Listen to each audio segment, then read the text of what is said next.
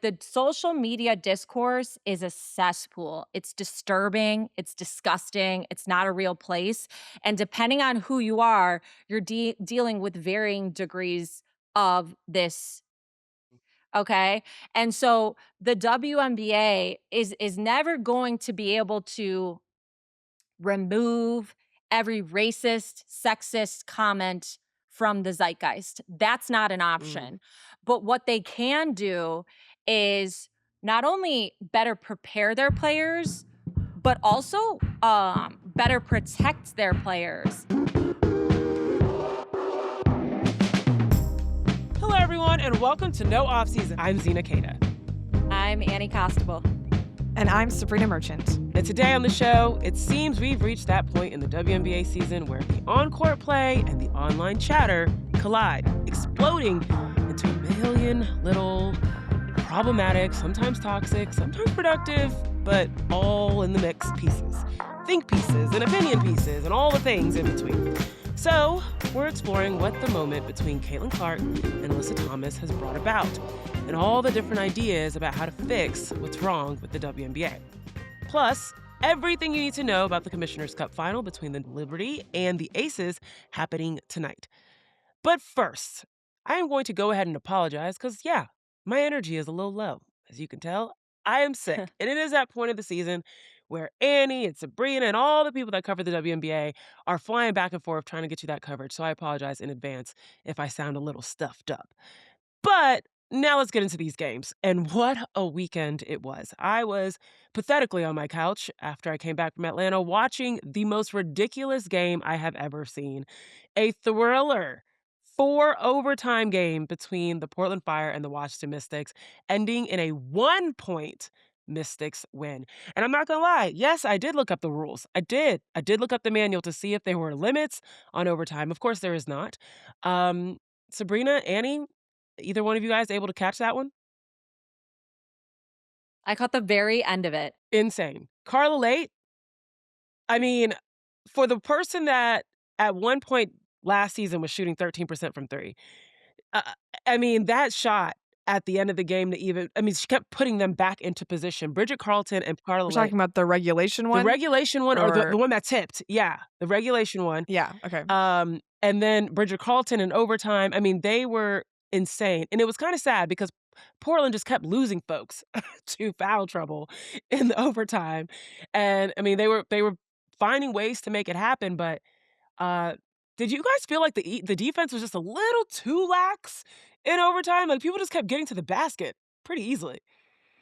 I mean, at a I certain think at point, that like, point in the game, you're, like, exhausted. Fair, You're, that's like, true. That's 4 true. overtimes in, you're, like, depleted, and so defense, you're just like, Yeah. "What defense?" I mean, I was kinda surprised that it goes, what, an extra 20 minutes of extra game time, and you're still seeing these 2 coaches refuse to go deeper into their Nope. benches. Like, not a Nope. minute for Cass Prosper or Rory Harmon or Holly Winterburn, right? Like, you think you coulda just used, like, I don't know, a little bit of a steady hand, especially when Georgia Amore goes out, and maybe you Yeah. could use another point Yeah. guard, or Cass Prosper is just like this fountain of chaotic energy. Like, I think I would want some of That's that the best way to put in it. these Yep. extra sessions. Even Yeah. Sony Citron, like, there was a moment where you're like, "Is she cramping? Is she okay?" Like, even the announcer was like, "Is she good?" And then all of a sudden, she just scores a layup, and you're just like, "Okay, Yeah. I guess she's fine." No, that was insane, and the way that this was, like, talked about was, like, they played a game and a half, and I think the announcers at one point were like, "Well, you know, all the people that play AAU, I played 3 games in a day." It's like and I was thinking that. I was thinking as I was watching this game, I was like, "I used to play, like, 5 games a day." 5 regular, like, full-time Yeah. games in a day in front of coaches and be like, "Doo, doo, doo, I'm stretching. Yes, coach. We got our electrolytes. We're ready for game 4 of the day." And now, like, thinking about the intensity of that game, really well done for Washington to be able to pull it out.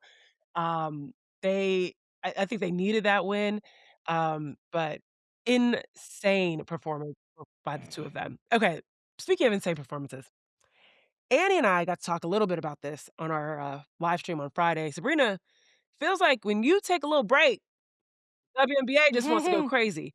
And Marina Mabrey went crazy, dropping 53, tying the WNBA single game record for most points. Liz Cambage, Asia Wilson, Marina Mabrey. That is the list. What did you think about that performance? I thought it was so interesting listening to Marina's post game where she said, "We don't have like a stat board at the Coca-Cola Coliseum, so I had no idea how many points I had." And that was such a strange thing to Mm, hear, like, post that, oh, like, she's not just keeping track. Like, everybody says, like, they don't look at their stats. Yeah, they're, like, in the flow of the game, whatever. They know. Like, yeah, there's a yeah. box score, there's a jumbotron, there's something that's telling them, like, oh, I have 26 points in the first half or whatever the number is. And Marina literally didn't know. And it takes, like, her sister, Michaela Mabrey, on the sideline being like, girl, you need 3 more points. Like, get back in the That's game. crazy. I missed that. I didn't know she said that, and that is Coca-Cola, work on that. But that's amazing that the focus was there regardless. She was just, like, in the zone, like, the definition. It felt so much like the Unrivaled game. I know you guys brought this up Yes, last week, yes, but yes. I mean, I Yep. think she had 27 points in the first quarter of that game, which keep in mind those are 7-minute quarters versus Mhm. the 10-minute quarters that she gets here. But it was so in the flow, right? Like none of it felt forced whatsoever. Uh, Second time, right, in 3 games that she's hit 9 3-pointers, which another tied WNBA record. I think that one's going to get broken this year. Just like the amount of times we've seen people approach this 9 3-pointer mark Yeah. recently. I mean, I think Marina did that's it the first one twice in a that's gonna week. break. Yeah, It's totally. Yeah. insane. Um, Insane. I mean, I thought that, like, it'd be easier to defend what Toronto was doing because before you had to keep an eye on Slim and you had to keep an eye on Marina, and now Brittany Sykes is out with this injury, you'd think you'd focus all of your defensive attention on Marina. And again, like, it makes perfect sense that it happened against this particular team. I was gonna say, Yeah, I was gonna right. What say. Andy defensive and I were ready. attention? We were like, Right. well, yeah. The Sparks went through a stretch when they played Toronto and Indiana this past week where they gave up 182 points in 6 quarters. That is more than 3 points per minute. That is obscene. Like, I wrote in the power rankings today about how offense is just, like, off the charts. I think, like, the Sparks and possibly the Portland Fire are, like, responsible for 60% of this offensive upswing. It is ridiculous what they are allowing in these games. Like, what else are you trying to guard against Toronto? I realize Marina just doing all kinds of things. She had this one crazy step back to her left in the first Mhm. quarter. Yeah. Stan Van Gundy, I think, did an awesome job of pointing that out. Side note, I love that Amazon Prime broadcast. It was fantastic. But, like, I just don't understand what the plan was. Isn't all of your effort trying to defend this one volume One. Yeah. scorer for the Yeah. Toronto tempo, and she still goes off for 53? People are For flying 53. by I her. will It was say, sorry, go ahead. I think it speaks to also like Marina's shot, right? Like she is so good at if you give her a little bit of space, her trigger is so quick, like that's all it takes. And so yes, it seems like the obvious question is where the hell was the defense? You had literally one assignment. One assignment. But Marina does a fantastic job of exploiting any gap that you give her. And I think that's what she did a really good job of against the Sparks. Agreed. I mean, I remember thinking it was such a great job by the Sparks to get her in the 2019 WNBA draft, like second round pick. She's one of those 5 players from that Notre Dame 2-time. They didn't win 2 titles, but they got to the title game 2 years in a row. 5 players drafted from that team in that draft. And it seemed like such an easy win. And then they traded her for just another late pick in the 2020 offseason. And it was just one of the saddest days. And I couldn't figure out for the life of me what they were thinking. And it has just spawned this 6-year stretch of Zena. I mean, this is just Sabreena asking, what are the Sparks What are thinking? the And here Sparks we are, thinking? the culmination of that Marina Mabrey. And you know what's so sad is we literally started this season. I think this season of potting talking about the Sparks saying they were working on it this offseason. That defense was a focal point. Where? And I wanted to point Where? out that I didn't believe it when you they said did. it. You did call that out. And you're like, we'll see. We'll see what's going on there. Well, we've seen, and Marina Mabrey took full advantage That's of why that. they're number 15 in the power rankings. There Right you go. Okay, well, that's exactly what I wanted to bring up. My voice is looking suspect right now, so I'm not going to sing the Sabreena Scale this week, but it is here, y'all. And you got the Sabreena Power Rankings on the site. They're the same. We'll just saying that one more time. They are the same. 2 teams trending up. Ha ha! My neck of the woods, the Golden State Valkyries, and the Chicago Sky. Let's dig into the Sky first because I hit up the group chat this weekend and I was like, y'all, got some thoughts. Okay. Now, Sabrina, of course, always rational, was like, well, Chicago played at home. Okay. And they also played one of the bottom teams of the league twice. in the span. But if you guys watch the Chicago Sky game versus the Aces, that is what spurred my thoughts. They were right there with them for a while throughout this game and giving them some tough competition. But let's just be real: when Jackie Young is shooting the way she was coming off screens, and Asia's doing what she's doing, and Chelsea Gray is seeing people in the ways that I didn't think eyes could see. It's just there's not a ton you can do. Oh yeah, and then Kennedy Carter came back. That was there was a lot going on for the Aces overall, but I still think Chicago looked good against them, and they looked good making history on Friday night. Camila Cardoso had a career high for herself. She also had a WNBA record for most amount of field goals in a game without a missed basket. So 13 of 13 she went from the floor. And they set a WNBA record, the Chicago Sky, for the most amount of assists in one game with 38. So there's a lot of good things happening, even if it's at home, even if it's against the Portland Fire. I like the way Chicago's looking. They're trending upwards to me. I was happy to see, Sabreena, you're seeing some good things too. It was such a strange week for so many WNBA teams because I mentioned Chicago trending up because they have those two wonderful offensive performances against Portland, and like you said, right in it with Vegas. This week also started with them just getting the boots knocked off of them Connecticut, by right. Connecticut. That was a rough Oh my Right? game. god, oh my That was god. a rough one. Yeah, on Monday. And yeah, so for all of those things to happen in the same 7-day span, it's hard to reconcile all of it It's because, true. yeah, they only went 2-2, and their two wins were against Portland at home. So how much was actually working? But I think, like you said, just the experience of watching them really has changed from the start of the season. Like, they went through a stretch of about 12 games, once Rakia Jackson got injured, where they had one win in that time period, and it was incidentally against Connecticut. But now they've actually start to look like the vision I think Jeff Pagliuca had during the offseason, where they have a lot of athletes, they have a lot of spacing actually to the point where they can decide whether they want to play Rachel Banham, whether they want Yeah. to play more JC Sheldon. Like, there are options in terms of their shooters. And this is even in a stretch where Gabriela Hawkes hasn't really been hitting because Azurá Stevens is starting to find her shot again. They have a big rotation that makes sense. Spacer and Azurá, big dominant force inside, and Camilla, and then Elizabeth Williams fills in those backup minutes where she's just another bruising force inside. Lots of playmaking now that Courtney Vandersloot's back. She just honestly looks incredible for coming off of an ACL at this Yeah. injury. Like, at this age, kudos to Courtney Vandersloot. She looks awesome. But yeah, there's just a lot of pieces that make sense together. I still think they're way too far in the standings to actually make a meaningful playoff push, but at least you can kind of start to see what was going on here, what the vision Mm. was. And so much of it to me is actually Sydney Taylor, having a two guard who can create her own shot. Just nobody on the team had that particular skill set. They've got a lot of people who facilitate, a lot of people who can score inside, but somebody who can hit a pull-up jumper or drive to the basket. Ooh. Some of those floaters she was hitting with Asia as the closest defender were really, really impressive. And for her to Mhm. just be a minimum training camp contract and to make the roster and have this kind of impact that she forced her way into the starting lineup a third of the way into the season, is really, really It's like impressive. a little bit bigger Skylar, especially earlier in her years of just being able to create, being able to get inside, very fearless in the way you can tell she is a Mhm. confident player, and that's exactly what you need in the midst of the fact that there is a ton of playmaking. I mean, it was crazy to watch, Sloot, Skylar, and Natasha Cloud play the 1-2-3. You've got Yep. all-star point guards all playing the 1-2-3, but you need someone that can be able to hit some shots. And in that mix, Skylar was the shot maker. But you take Skylar out, you put in City Taylor, and now you've got someone that's has a nose for the ball, but particularly a nose to score. And you're absolutely right. That high-low with Azurá, it opens things up. Like, Annie, when you think about Chicago, I was looking at it and I was like, they look like Atlanta is supposed to look like, low key. They are shooting and they've got a target inside.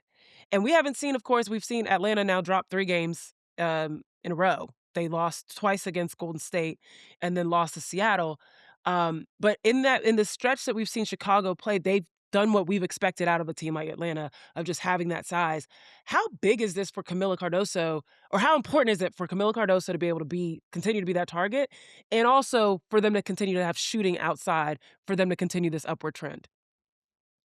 Yeah, well, for it to work with Camilla, you have to have that outside shooting. Mhm. Giving her that space is everything. But then when you think about Camilla, I mean, we've talked about this, I feel like at length. The biggest key for Chicago Sky's success is Camila Cardoso's consistency and the development of Camila Cardoso. And she made history the other night with the most efficient shooting night in WNBA history. She went, what, 13 for Mhm. 13 it was. And so the Chicago Sky's future hinges upon Camila Cardoso. You said as much when you traded Angel Reese, when you drafted Camila number 3 and you drafted Angel number 7. Like that's what you were saying when you made that decision. So I think to see Camilla have this success in this way over this like brief stint does a ton for her confidence.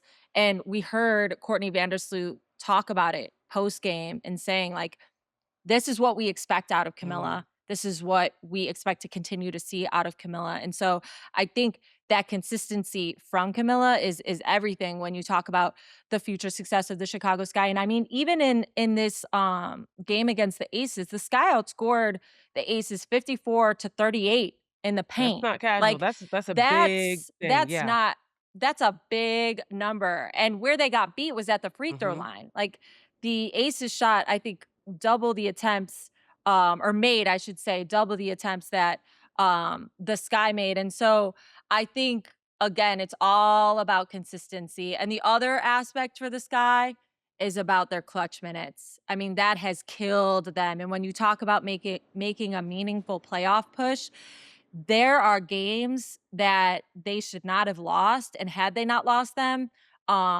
I think we would be having a different conversation about the likelihood of them making a meaningful playoff push. One more question before we jump off of, this guy. Really great points there, and also, I think I was someone that forgot where Camilla was drafted. I'm not even gonna lie, in the midst of all of the craziness, so, and the storylines from last year, so that's a really great point of, what Jeff Pagliuca is focused on, even though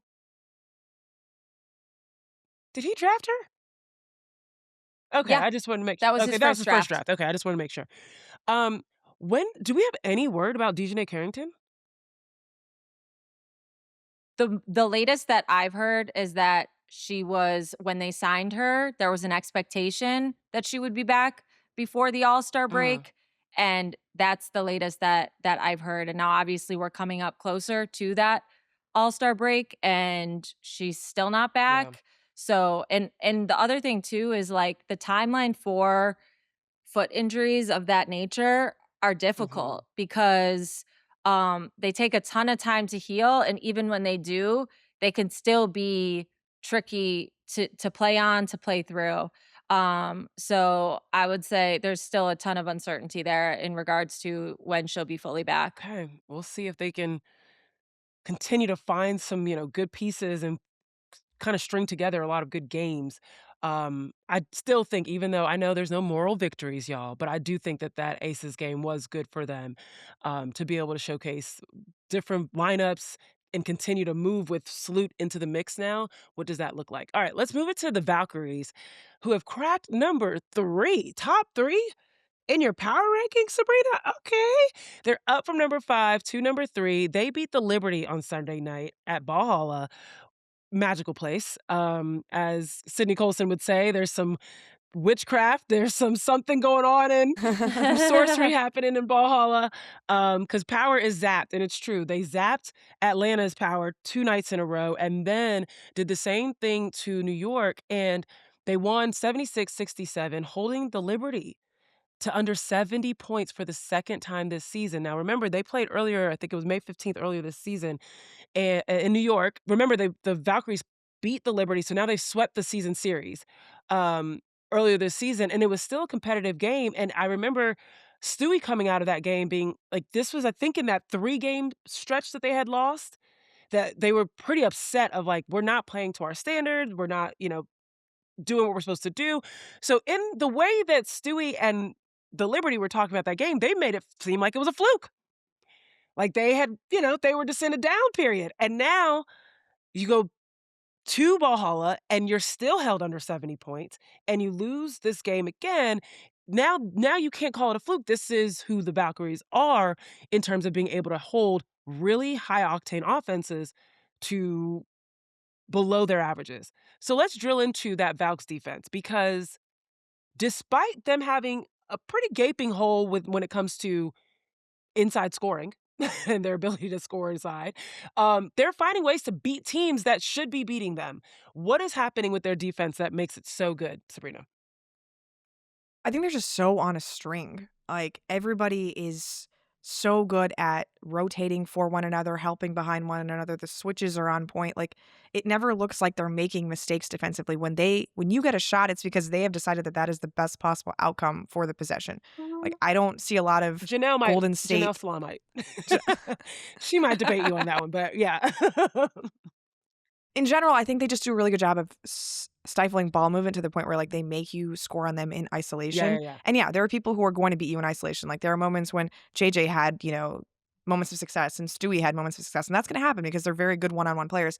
But the reason their offensive flow works is because they get the ball moving from side to side. They force you to rotate and like shift the defense. And it was very hard for them to do that against Golden State, and it was very hard for Atlanta to do that against Golden Right. State, and I know I wrote about this. It's one of the reasons why I think Vegas historically does very well against Golden State is because they can just beat you one-on-one. Like, they don't need the ball movement. They just get the ball Yeah. to They one of got their enough people, star and it's yeah, that's a okay. really great point. Uh, so that's one thing, if that playoff series does materialize, something that Natalie Nakase and the Valkyries have to figure out. But against a team like the Liberty that wants to get into a flow, that wants to, get those paint to great shots, even though this is not a Sandy Brondello team anymore. Like, that is really hard to do against Golden State. And just the wave of like-sized wings coming off the bench makes it really difficult to find any moments of rhythm. So I thought it was just another really impressive Golden State performance. Again, I never really doubted their defense. Like, when you add Gabby Williams to a team that was already excellent Unreal. defensively last year, and Kia Stokes now Unreal. is like the center anchor, Nightmares. Not right? Like, what? that Nightmares. should be Yes, good. Stokes with these It's just a matter blocks. of like, I never thought that you could win a game against the New York Liberty when your leading scorer was Kyla Charles with 13 points off the bench. Like, that's Yeah. amazing to me. The depth that they have on their offense, the fact that, like, you have a player like Janelle Salon who is basically the backup center. And there was a move at the end of the third quarter, right, where she drives on Leo Fibich, who is like the 2 for New York, right? And she is successfully making that Mhm. happen. So the versatility of that roster, like the fact that everybody can kind of score in their own ways, so you don't need to over-index on any one person. It's just really impressive, and that balance has worked a lot better than I thought it would. I will say, when you were talking about they are patient and waiting for the best shot, I thought you were talking about Valkyries, and that's why I mentioned the Oh, no, no, no. Janelle Salon thing, but you're absolutely right. Um, the Liberty have such a veteran presence, Annie, that, they typically are able to say, regardless of who's in front of them, they are able to figure out how to find the best shots. Um, how much does, the fact that they went into this matchup with yet another new starting lineup, even with the veteran presence, even with the experience that they have, is that impacting their ability to, play against a team like Golden State and have that familiarity to be able to beat a defense like Golden State? Do you think that has any impact? Yeah, absolutely. I mean, they've talked about this in terms of the lack of chemistry that they have been able to develop between lineups just because they've seen so much change over the course of the year thus Mm, far with injuries and players in and out of the lineup. Obviously, now we have Satu that is going to be out with as she's in concussion protocol, so there's no kind of timeline as to when she's expected to return from that. It's legitimately just how her body responds.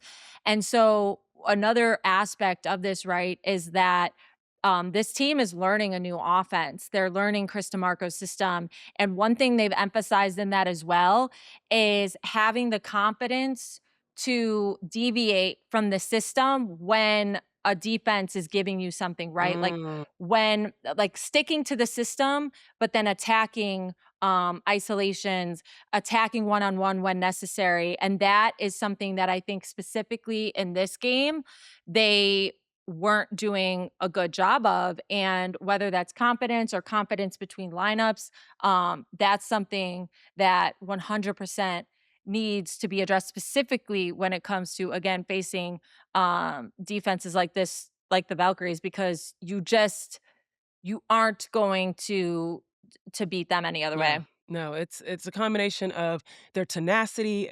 Sabrina, you called it the moving on the string. This is why the GM Hemanianen said, Natalie Nakase is this unifier. We didn't really know what she meant by that because she said this at like the opening press conference. But like you're seeing this team play this unbelievable defense. Between the Lynx and the Valkyries, which one would you say is more impressive of a defense for you guys? And Ooh, Valkyries, I would say. I kind of think the Lynx just because I didn't think that personnel had it in them. See, that's why I'm kind of like, I don't know which one. And Yeah. the continuity of Valkyries is impressive to me, whereas the Lynx, because this is a new crew kind of being put together, is incredibly still impressive. So we'll see. We'll see. All right, y'all. That's going to do it for the Sabreena Scale, but we still have a conversation to be had around what is going on around the W. It's going to be a quiet week with the Commissioner's Cup, but it's definitely not been quiet with some of these narratives. So let's get into it right after this.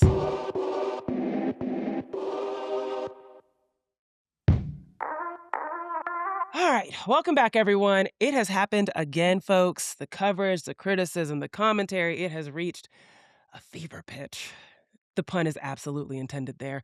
Don't worry, we're not going to rehash what went down on the court between the Fever and the Mercury, between Caitlin Clark and Alyssa Thomas. I think everyone has offered their opinions all up and down timelines, all up across podcasts and television shows.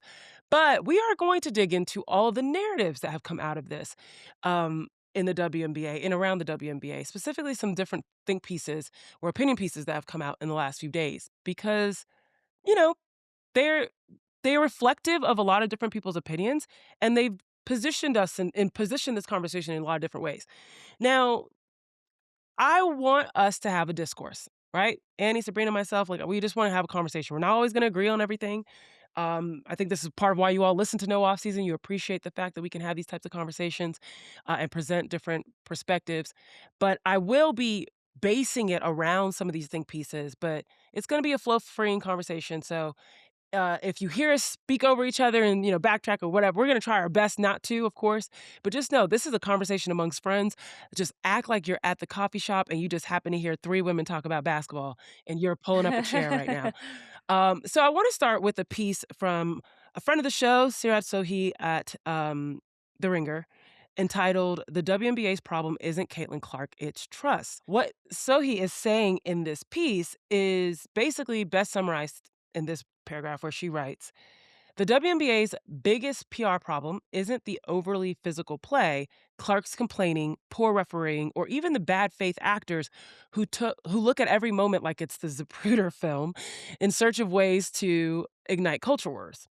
The WNBA's biggest problem is the gulf between how good it feels to be a WNBA fan and how toxic the league seems from the outside looking in."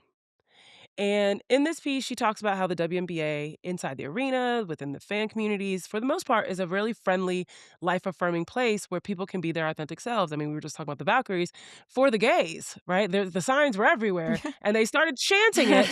They started chanting What a great it in chant. let's be real. And then Gabby Williams saying, of course, we couldn't lose on Pride Night. That's the type of Yeah. space that, the WNBA can be. But outside, the league is filtered through two polarizing narratives as she defines them. Seerat at the Ringer defines them as either the league is stacked against Clark, players resent her, referees won't protect her, and league leadership has been reluctant to acknowledge obvious mistreatment. And this other narrative, the league is a hotbed of racism, homophobia, and misogyny. So let's start Mhm. with that. And, what do you guys think of Seerat's piece about what she's saying here? What do you think about these narratives? And maybe we could just even back up. And there's been quite a few, actually, of these kind of narratives.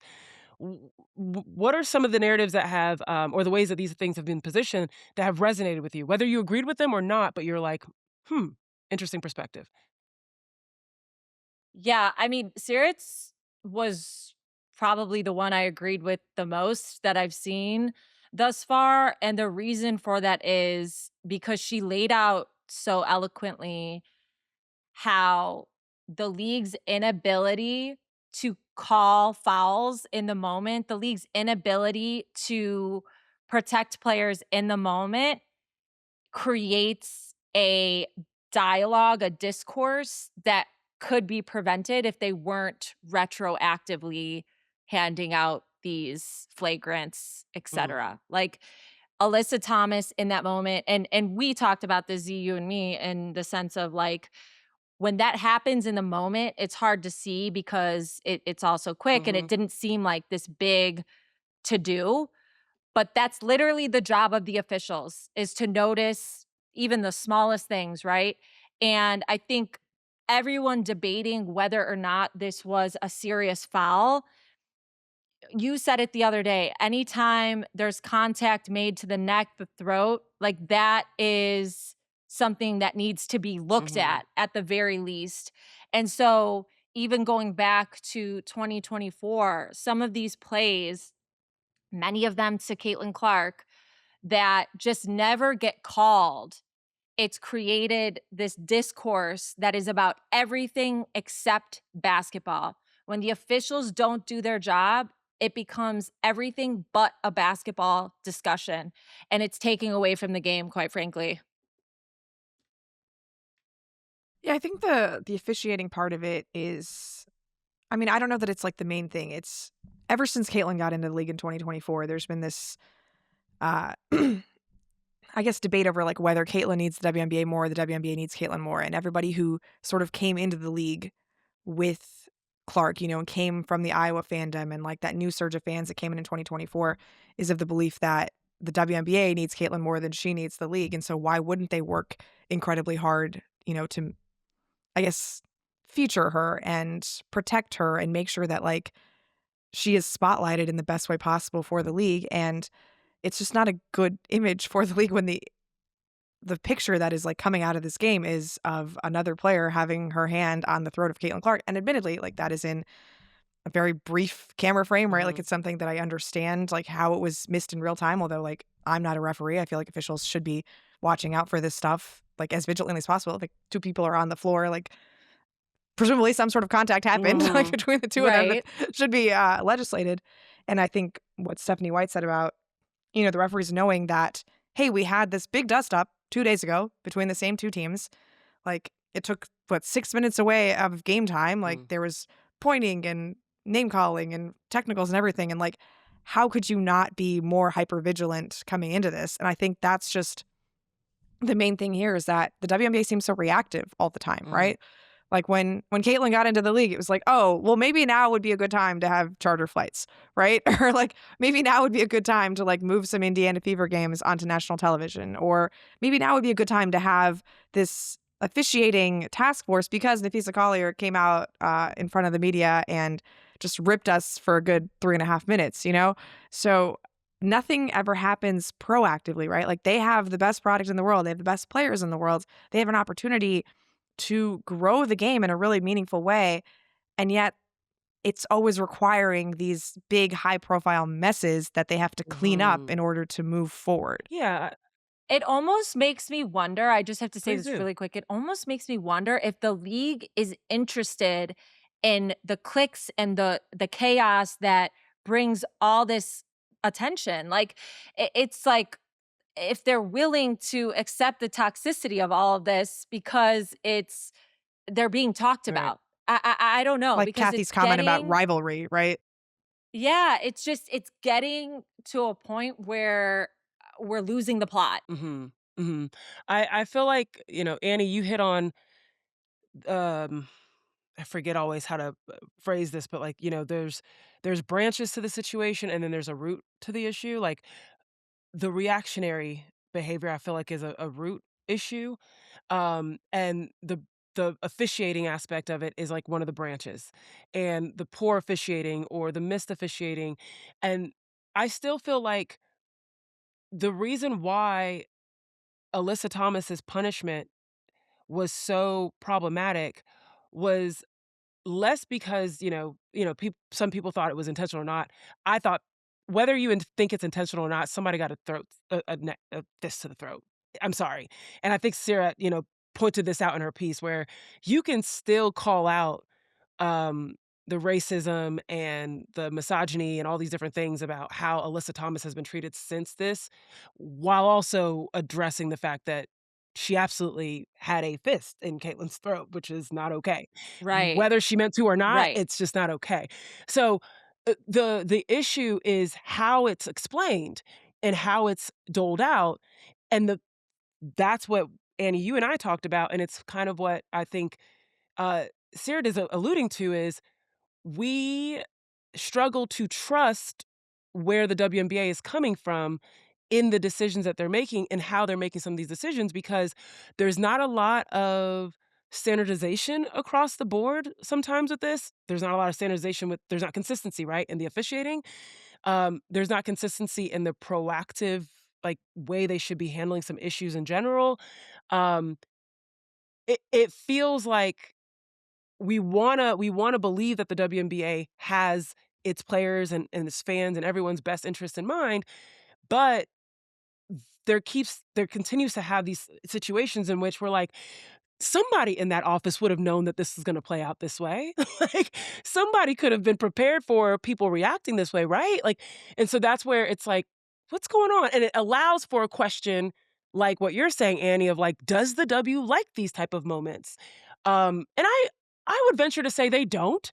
I don't think people want this to Yeah. happen, you know? I don't think they Yeah. wanna have to clean up a foul like that or have a picture like that, representative of their league. I don't think they want people believing that they're a star player like Caitlin Clark is being hated on by the black women of the league. I doubt the WNBA is like, "Yes, this is great for us." Like, for these to be the profound narratives of the league, is that a player is being willfully hurt by other players and the league isn't doing anything about it. I don't think that.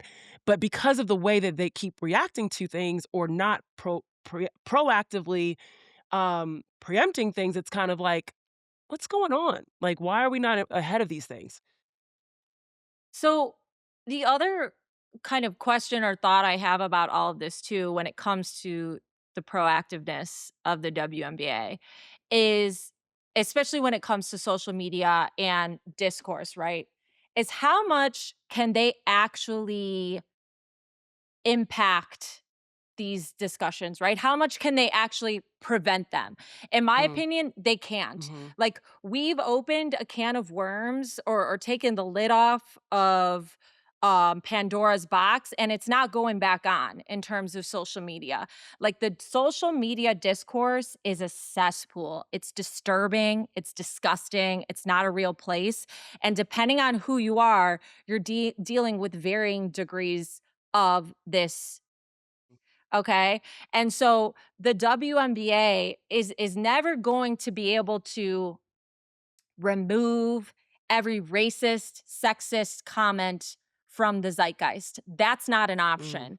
But what they can do is not only better prepare their players, but also better protect their players in terms of not only um, you know educating players or making players feel like they understand the security measures in place, but even from a sense of like checking in as a league on players after some of this stuff goes on. mm, I think that's on Kathy to have relationships with players where when stuff goes down, like, you're able to call an Alyssa Thomas, a Dewana Bonner, a Caitlin Clark, and you're saying like, "Okay, listen, we see what's going on. We see you.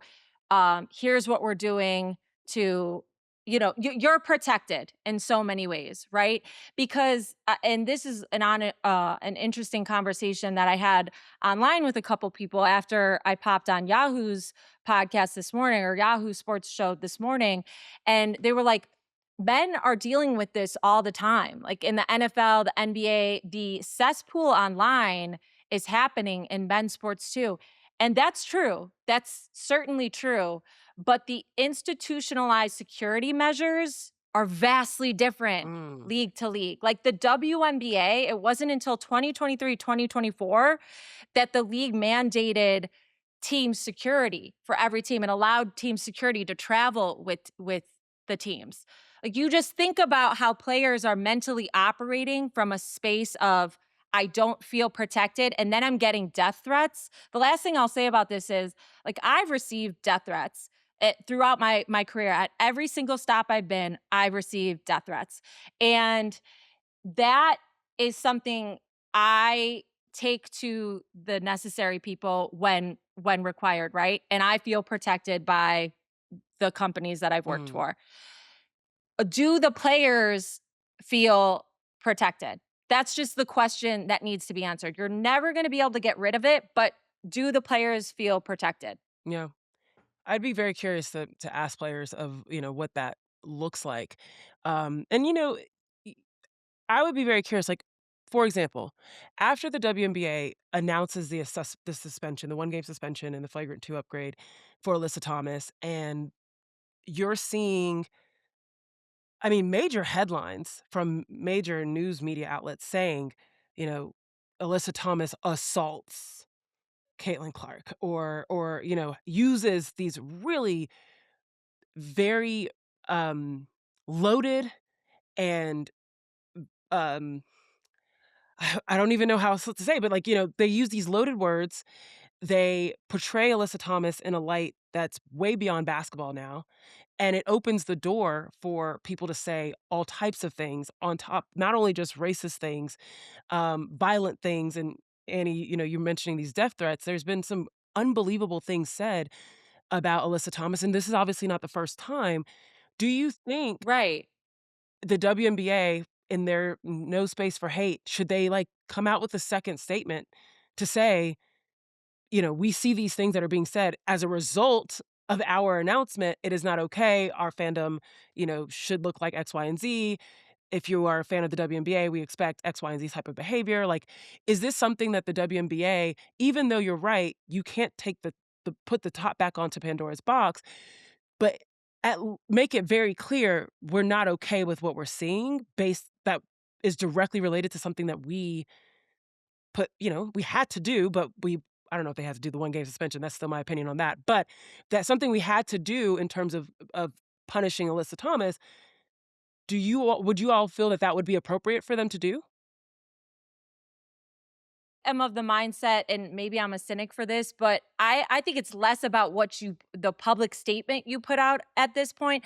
It's more about what you are saying to Alyssa Sure. Thomas, Yeah, yeah. what you are saying to Dewana And I'm Bonner. saying on Like top of this, those though, private. like, would that if a Yeah, player so like then Sabrina, like, if you're a player and you see the league do that, do you think that that would help you feel what Annie's relating, like, or alluding to of, "Okay, they've got my back," or how much would that Public messaging is never a bad Mhm, thing in these situations. Like, I think what Amy's saying is correct. Like, it is more important that your players feel as if the people who are directly in charge of the league, the people who are 1000%. directly like they report to, have their back, have, the ability to connect with them and at least empathize with them, even if they can't do anything about the insane things that are being said online. But uh, I mean, I haven't heard anything about the No Space for Hate since the end of the That's 2024 my season. right. thing. I'm like, "Wha Did we not care about it Right." anymore? Is that a And thing we're that we seeing would even worse examples now, right. and Yeah. I've not heard The anything from it. And I'm with you, Annie, don't get me wrong.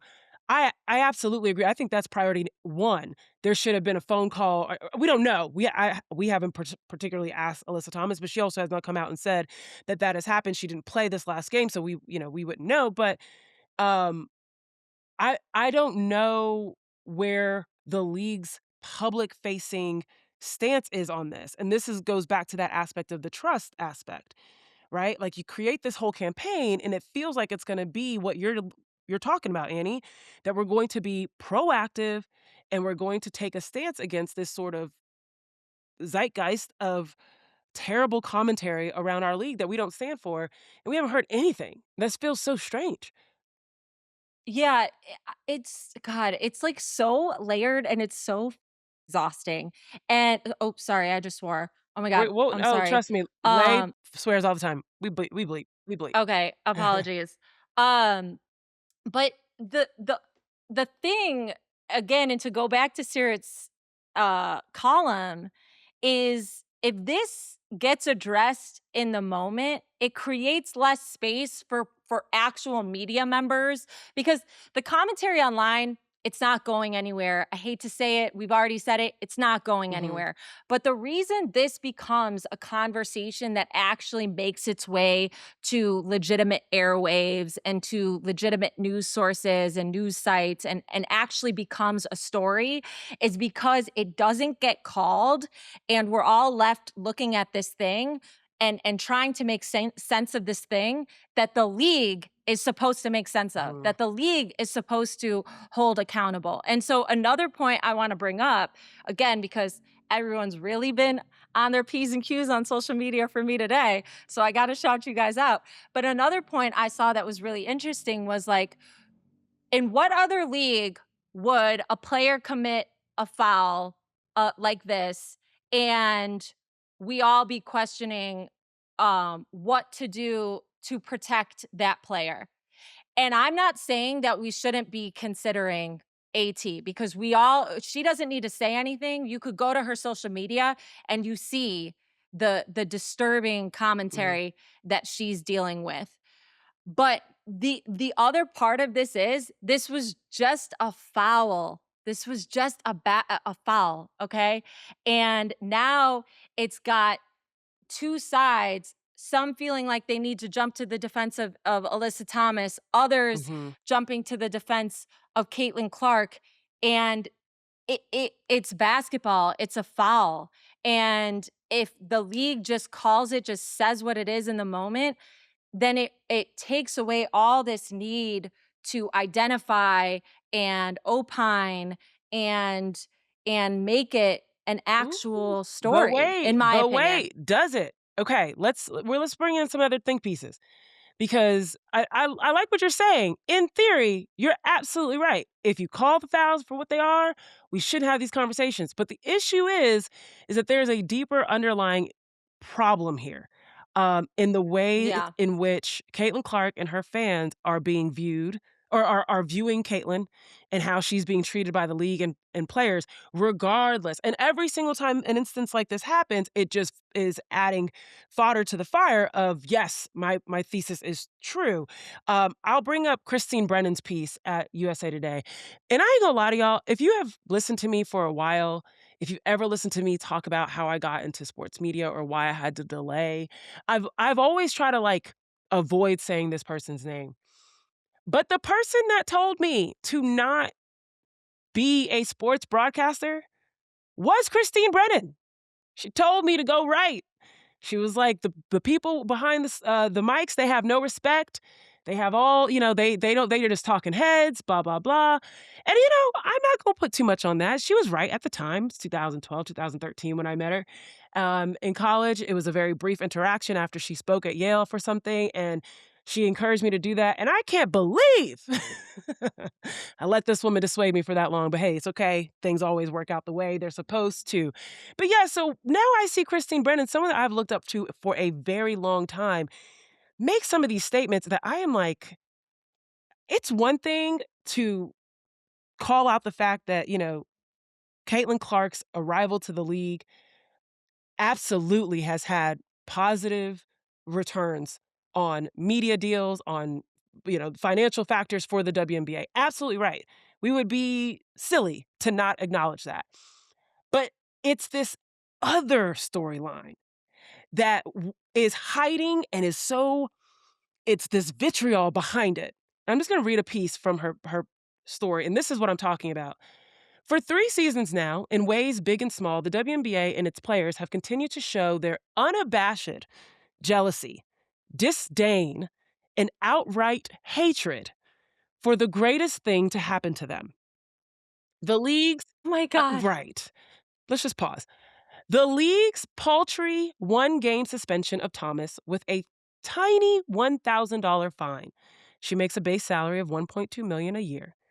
And no mention of punishment for the officials overseeing the incident barely begins to address the problem. 10 games and a fine, well into 5 figures, would have sent a significant message. 1 game does not. Okay. And so this is what I mean by, and this is what made me go, Annie, if they officiated right, yes, we might turn down the volume. Oh, but they would opine. They would still opine. There is still this narrative that these Black women in the WNBA are so jealous. They hate Caitlin Clark. They want to see her fail. They want to harm her. And it is like, it is all because she is white and she is straight and she is everything that they are apparently not. Oh, this is the toxic storyline that continues to pervade all of these comments that are based in racism, that are based in misogyny, that are all over Alyssa Thomas's comments, that were all over Dejanay Carrington's when she had her interaction with Caitlin Clark, that were all over Kennedy Carter when she had her interactions with Caitlin Clark, that was all over Angel Reese's, social media and the storyline around her. I remember her being called ghetto and a thug and all these different, very racialized terminologies to address these women. And they're utilizing the fact that Caitlin Clark has been a financial boost for the WNBA as the only.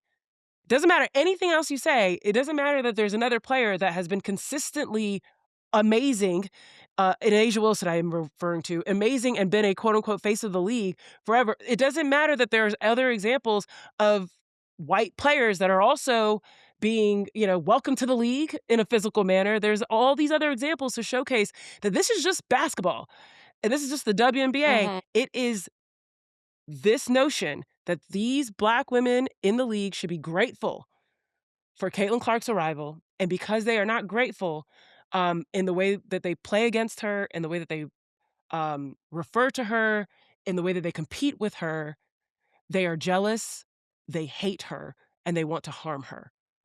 That is a conversation. I don't even know. That's part of what we talked about Christine Brennan, but Candace Buckner, um, our coworker at The Athletic, wrote about this. Desi Cortez for the LA Progressive wrote about this. This is the narrative that's like, what do you do? What do you do? I don't know how to address this. To tell someone they're not jealous, they're basketball players. Yeah, it's the comment that comes up to me most often when people who are new to the WNBA, they're like, "So do people really not like Caitlyn? Like, is that a thing? Like, they don't like her? It's true that like nobody else in the league like wants to be friends with her." I'm like, well, first of all, I don't know like when you would expect, let's say, I don't know, Shai Gilgeous-Alexander wins MVP, and are you expecting someone in their pregame press conference to be like, "Oh yeah, like he's such a boon for the NBA, and it's such a we're so lucky to have him in the Yeah. league, and like thank goodness he's here to bring in Canadian fandom and like a title to Oklahoma City." Like nobody does that, right? They're not going out of their way to uh like they're not gonna say like I'm thankful that Shai Gilgeous-Alexander exists so that we have like a great team. And like nobody does things like that. That's just not how professionals comport with one another, right? Mhm. Like that's not how you talk Right. about each other. So when you see something written like Christine Brennan specifically says to show their unabashed jealousy, disdain, and outright hatred, like I don't even know where that's coming That's what from. I'm It's saying. just Right. it's completely there's a lot being read into interactions on the court, which again, like I don't understand how you could watch Caitlin Clark play against other players and think that she doesn't hate them. Like that's that's what it looks Right. like on the Competitive, basketball court. right. Yeah. It's literally competition. Yeah. These players all hate each other when they're on that court. Did you see Paige and Olivia Right. Miles What you gonna hate each do? other? What you And gonna it's do? like, Yeah, what you right, exactly. literally, she's sitting there being like, what do you got? Right. And that, sorry, I didn't mean to cut you off, Sabreena, go ahead. No, that's fine. Go on, Annie.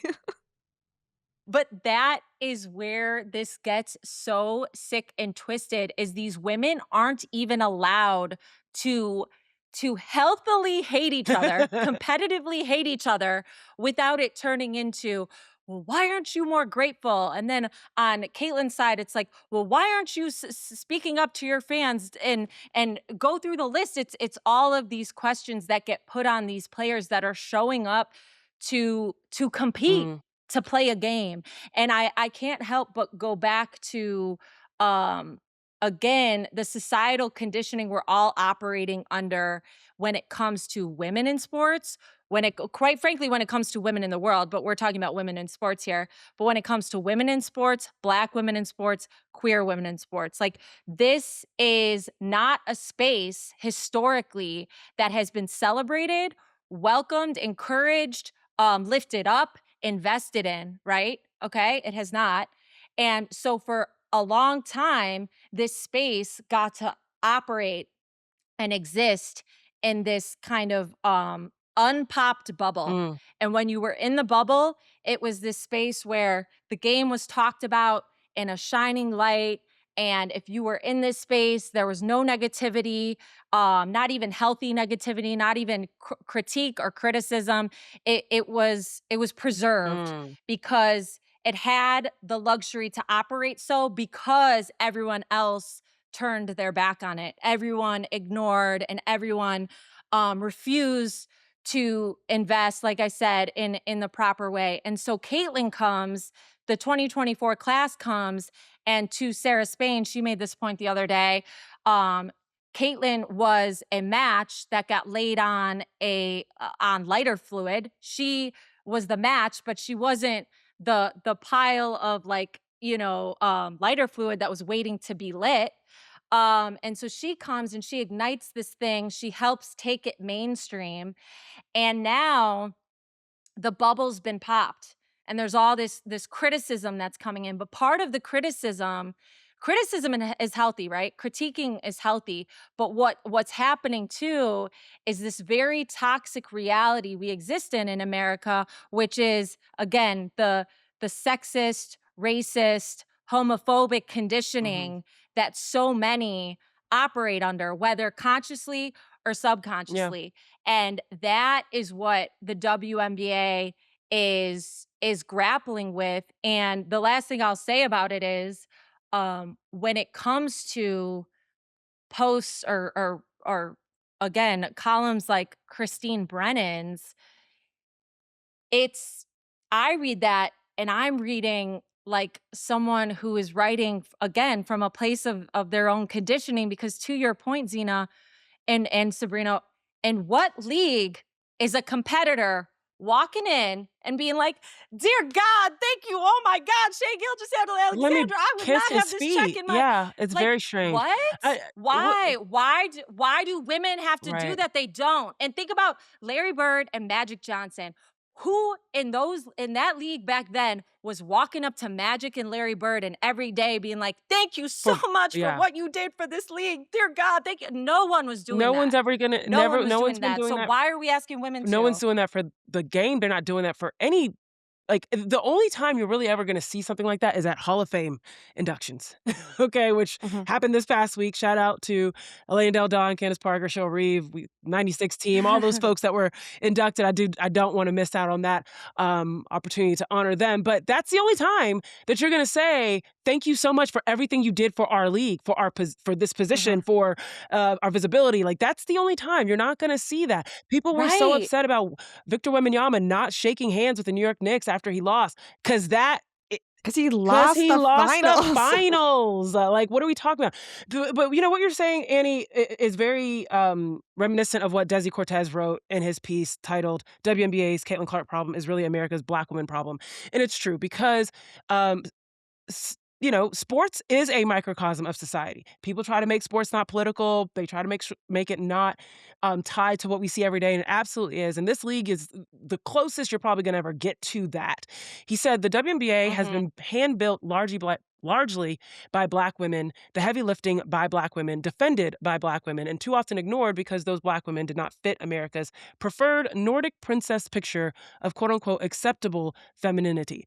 Too strong, too direct, too muscular, too queer, too urban, too confident, too unwilling to giggle politely while being underpaid and overlooked. Then Clark arrives, undeniably gifted, and suddenly America discovers the league like Columbus discovering land with people already standing on it. Unbelievably said, beautifully said. And I think that's the tension that fans have not been able to reconcile with.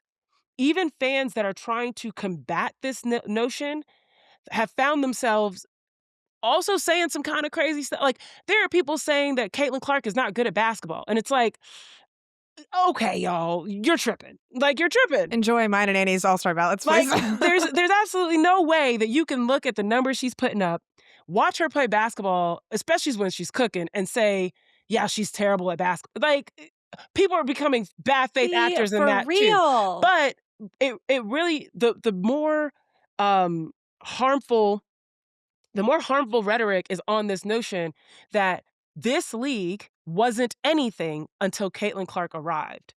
And that tension is really hard because, especially if you just like the league and you just care about basketball and you enjoy watching Caitlin Clark play just as like you enjoy everybody else playing, it's if you combat that narrative, you're ripping or tearing Caitlin Clark down. right? If you try to go against this notion that no, the WNBA existed long before Caitlin, the fans of that notion that Caitlin Clark is the reason the WNBA exists and continues to exist or is relevant or has fans or whatever, if you even try to combat that, the understanding is you're saying, well, Caitlin Clark isn't anything. And it's like, no, no, no, that's not what we're saying. It is a very balanced equation here where the WNBA existed and had great players long before Caitlin Clark came.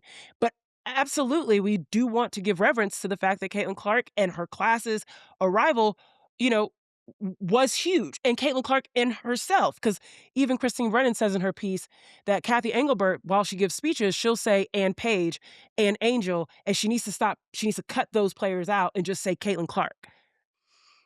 Oh, like, what? I don't know. And that's what's so hard. You cannot argue with these people because, or these fans, quote unquote, because they are so entrenched in this notion that this league would not exist if it wasn't for Caitlin Clark, and everyone The should thing is, be like, grateful. even if Caitlin Clark is the unique accelerant, like Annie was saying, that, was the lighter fluid that caused the WNBA to reach this rocket ship of marketability and success and popularity, like, what are you supposed to do with that now, right? Like, it happened. She's in the league. Right. That Right. doesn't mean that you cater everything towards her and, like, make it easier for her to succeed somehow in the context of a competitive basketball league. Like, that happened. She's on the Indiana Fever. She's in the WNBA. The WNBA has benefited greatly from her arrival. And so how do we push that forward Yeah. is really what we should be talking about. It's not like, oh, we should continue to just be grateful for everything Caitlin has done and like bow at her knees because of, this great place of success that the WNBA is in. Like, no, like that happened. It's in the past, like she was drafted, she's a pro. She has shifted her focus to like trying to win a championship with the Indiana Fever. Right. I think the focus should be shifted to like, how does the WNBA continue to just build on this momentum rather than stay in this one place of like who deserves the credit? 1000%. Which And also, really quickly, Annie, I just want to, because I know we've gone for a while here and I want to close things out. It leads me to what Candace Buckner was writing for us about this. It's no longer fun. Like, we were supposed to ride this rocket ship in with Caitlin and be excited for the logo threes and the no look passes and all these different things. And we haven't quite gotten that experience because of these narratives outside of her, because of these narratives tied directly to her, whether it's the technicals, whether it's the troubling injuries that she's experienced, these PR nightmares that is basically the catalyst for this conversation today. It's not been as fun as it should have been. It was supposed to be, yes, everyone's watching now. We are all excited. Come on aboard. This is awesome. And it's just been, oh God, unabashed jealousy, Christine Brennan, really? You know what I mean? Like, it's just been this trying to give legitimacy to the WNBA without also tearing down players, Caitlin included, and it's not been fun. So what do you guys think about this notion of like, how do we make it fun again? How do we make it so that it isn't this Caitlin Clark experience that's negative or problematic? It's Caitlin Clark and her experience, and it's the WNBA experience, and it's fun. think we need to, as three power players in this ecosystem, and the countless others who are covering this league, as a sport, not because we're doing some favor, but because we're getting paid to do so. At the end of the day, we are all paid to cover this league. We owe it because of that to do it to the best of our ability. And so when you talk about bringing the fun back into it, I don't think any of us have gotten away from this, but I think what I hope, what I want to see more of is the focus being on the basketball, the focus being on the storylines around the game, and as much as is humanly possible, ignoring the narrative and almost writing over it that seems to be writing over the narrative that seems to be pushed by bad faith actors. And I think we do that again by covering the actual competitiveness of the league, the actual sport, the actual players and all of the dynamics that exist between those players in a way that we would any other league. Like, I think about the column I wrote about Olivia Miles and AZ Fudd. I got dragged to the depths of hell and back for that Mm, column. And listen, I'll take it because that's part of the job, right? But this was just a normal story about a number 1 pick and a number 2 pick, which historically, the number 1 and number 2, when they're that close together, like in terms of talent, they are going to be linked to the rest of their that's true. career. That is not me bashing AZ or standing for Olivia Miles. This is literally a sports Mm, story that would exist in any other league. And if the trolls online want to come for me, cool, fine, great. I'm going to choose not to give that energy. I'm giving it energy right now. But so it's like doing more of the sports storytelling that exists in other leagues and trying to leave this bull but by the wayside, because my God, it's like it can't it just can't we just exist? yeah. I wish it was that simple. You're Sorry. absolutely right. Sabrina, any, closing thoughts on, like, how do we make this fun again for as a dialogue? Because we haven't done a great job of that this year today because our top block about the Sabreena Scale, which we do have a lot of fun with. I mean, Dina even has a freaking jingle that goes with it, was a lot shorter than this particular Sure. conversation. No, but I think like what Annie was saying is just continuing to use our platform to focus on things that are more fun for us to talk about and do still continue to shine a light on the players and what they're bringing to the league and all of the wonderfully entertaining sports stories. Like there's so many of Mhm. them that have happened in the season this year. Like it's been a very, very fun season so far. If you ignore one giant blight that has overcome all of Yeah. this.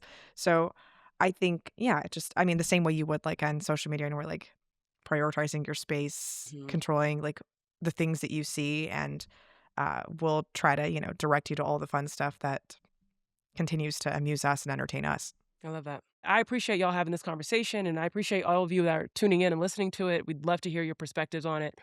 We wanna make sure that all of these people that joined, like, are having fun the way that the last 30 years have been fun, have been seeing really great basketball, really amazing talent. And now we're seeing even better basketball from all around the world. And it should be fun. So I think that that's what a lot of folks are looking for, they're hoping for. And if you guys have any ideas on what the league, ourselves, anyone can do to make it fun, let us know. We might put those out there and slip it on over to Kathy Engelbert. All right, y'all. On the other side of this break, we're going to close this show out. Don't go anywhere.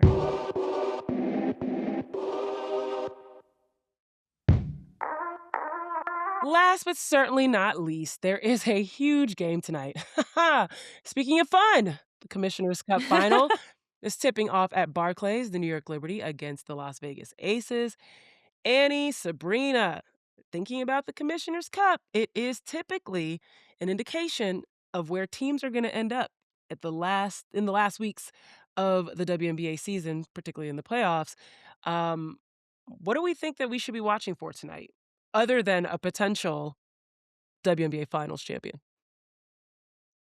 Well, this is the first time there's gonna be a repeat Commissioner's Cup champion. So that's exciting in Mm, terms of the history of the league. And again, what we've seen in the past is that the loser of this game goes on to win in the finals. So that was the case when the Liberty beat the Aces in what was that, 2023? Hmm. And it was again the case when the Liberty lost to the Lynx in 2024. So whether or not you believe in that voodoo woo woo type of magic, I mean, I guess I don't care because history says it's true. So we'll see if it remains to be true this year. I love it. Well, of the 5 years that we've had a Commissioner's Cup, in every one of those seasons, 9 out of the 10 participants have made the WNBA semifinals. In 2021, when Seattle won the Commissioner's Cup, is the only time they did make the semifinals because Stewie ended the season hurt, and that Mm, kind of changes things when you lose Brianna Stewart. So it is a very good indicator of what the playoff field is going to look like. I think this is a really tough matchup or just a tough time for the New York Liberty because of this extended West Coast stretch they've been on. You know, they came to LA for the 30th anniversary game last Sunday, stayed on the West Coast for that game against Vegas, then Seattle, then Golden State. So they played in Golden State on Sunday. They'll be playing in New York on Tuesday. Even though it's a home game for them, that's really tough travel. And this team looks exhausted. Like the way they played in Golden State, the way they played in Seattle, they even had to give Brianna Stewart that night off in Seattle, a game that they ended up losing. Those legs appear really dead. They don't have Satu right now. It's almost an easier travel situation for Vegas because they're coming from Chicago on Sunday to go to New York on Tuesday. So like every other team in the WNBA gets this nice week off, you know, because nobody's playing Monday, Wednesday. Most of them are not playing Tuesday. They get all of this practice time. You'd think the Liberty could use a lot of this practice time to figure out chemistry. All of those rotations you were talking about earlier, Annie, you know, with all of this new personnel and getting these combinations together. And yet they have to prepare to face Vegas again. I think it's a really good matchup in isolation for New York just because of their size against Las Vegas. We didn't get a chance to talk about their regular season game against each other last week, but I'm just worried about their fatigue factor. Like I think about 3 years ago when they actually played the Aces in 2023, and Vegas was in this stretch of like 5 games in 9 days and just didn't have any juice whatsoever in their Commissioner's Cup loss. And so that's kind of how I'm seeing this going. I would pick Vegas just because of the fatigue here, but understanding that I do think that this is a very good individual matchup for New York. They just seem so dead right now. That's a really great point. Yeah. If they didn't have this schedule, I probably would have picked New York outright. Especially if you watch that game when New York played Vegas. Well, Vegas couldn't hit shots, so I'll say that they were really bad from the floor. But it did just feel like New York had Vegas's number. They were in passing lanes. They were making things difficult for them. Sabreena looked really good that game. I remember like they had a lot of things going for them. Right now, they don't look nearly as connected as they did in that matchup. So I'm with you. I feel like Vegas will probably pull this out. We'll see. Is it going to be another 2022 when they won the Commissioner's Cup and the whole thing? Who knows? The double. The only double in Commissioner's Cup history. Double. So, but yeah, I'm definitely on the Aces train as well. So we'll see what happens. New York Liberty, prove us wrong. Prove us wrong. I'll be really impressed though if they are able to pull out this win. I think that would be incredibly impressive for this team at the juncture that they're in, and Chris DeMarco as well, playing in and New York. New York, right? Like just meaningful basketball. This is what the Commissioner's Cup is about, is being able to put teams in these type of situations earlier in the season. And so you're able to win a game like this. That means a lot, I think, for what you're able to do when it matters a little bit later on in the year. So, alrighty, well, that game is going to happen. I think we've made our... Wait, Annie, where are you at? Who are you thinking? I'm in New York. I'm back in New York. No, I'm saying, who are you choosing? Oh. Who you predicting? Oh. Not like physically where you at. Where are you at? As in hey what guys, side of the... I'm physically I'm at this address. No, I'm gonna go with the Aces as well, just based on everything Clean sweep. you guys Now said. I feel even better about the Liberty's I chances. know. I'm like, ooh, Yeah, we might have just right. given them the ammo. They're like, oh, word, no We also, off-season? like- Oh, word? They're ready. No, but I mean, that travel is gnarly, and with Satu out, it's And Kennedy I think back it's gonna for the be tough. Aces too. you know. Right. It's going to be tough. I think it'll be a good game, but my money's on the Aces. Okay, Although I don't gamble. there so. you go. Thank you for that announcement. The championship game, y'all, will be streamed exclusively on Amazon Prime Video. It'll be 6:30 p.m. Eastern, 3:30 p.m. Pacific. And remember, whoever wins they're gonna get that $500,000 prize pool. So some money up for stakes. All right. Make sure you tune in today, June 30th. Later on this evening. Okay, that's all for today's show. Appreciate all of you listening, pulling up a chair at the coffee shop. Think it was a great conversation. And we will continue to bring it for this week. Blaze and I will be back on Thursday. And don't forget, these two, Annie, Sabreena, they've got a great newsletter. You should be signed up already because you listen and follow directions, right? Yes, of course. I've been saying this for a while. Sign up for the newsletter every Tuesday. Be sure to follow our show, subscribe, like, comment, email us. Let us know, what are your opinions on how to make the league feel fun again? Or maybe it is fun for you. Maybe you are in a bubble of your own and you don't see any of this. How do you do that? How do you protect your peace? Let us know. On behalf of The Athletic, Sabreena Merchant, and Annie Costable, I'm Zena Queta. Thanking you for listening, and we'll see you next time. No Offseason is hosted by Zena Cada, with Chantel Jennings, Sabrina Merchant, Lasia Clarendon, and Annie Costable. It's produced by Tanika Burrell. Our executive producer is Andrea B. Scott. Monica Compton is our video editor. Our theme music is by Marcus Bagala. Shannon Ryan is managing editor of women's basketball at The Athletic. Be sure to like and subscribe. We drop new episodes every Tuesday, Thursday, and Friday.